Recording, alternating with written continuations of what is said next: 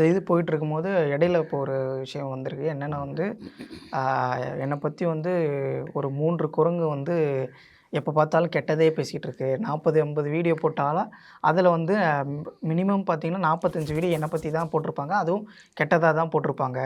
ஏன்னா, என்ன பத்தி பேசினா தான் அவங்களுக்கு வந்து வியூஸ் போகும். அவங்களுக்கு வந்து காசு கிடைக்கும். அப்படின்ற மாரி ஒரு விஷயத்த சொல்லியிருக்காங்க. அதில வந்து மெயினா வந்து என்னன்னா, அவங்க அந்த குரங்குன்னு சொன்ன வார்த்தை வந்து ரொம்பவே வந்து எப்படி சொல்றது? ஒரு மாரி ஒரு அவமரியாதைன்ற மாரி இருக்கு.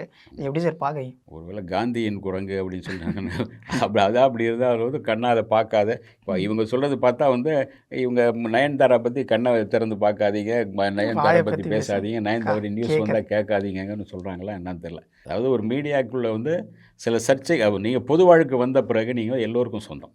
ம். எல்லோரும் அத பத்தி கேள்விகள் கேட்பாங்க. பொது வாழ்க்கைக்கு நீங்க வந்தீங்க. அது தகவல தர வேண்டியது மீடியாவுடைய முக்கியமான பங்களிப்பு. அதான் பேசுறாங்க அவங்க.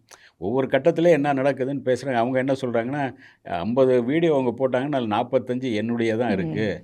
என்ன வச்சு தான் வாழ்ந்துட்டு இருக்காங்கங்கிற மாரி சொல்லிட்டு ம். ஏறக்குறைய அப்படி தான் சொல்றாங்க. ஆமா. எல்லாமே என்ன வச்சு தான் வாழ்ந்துட்டு இருக்காங்க.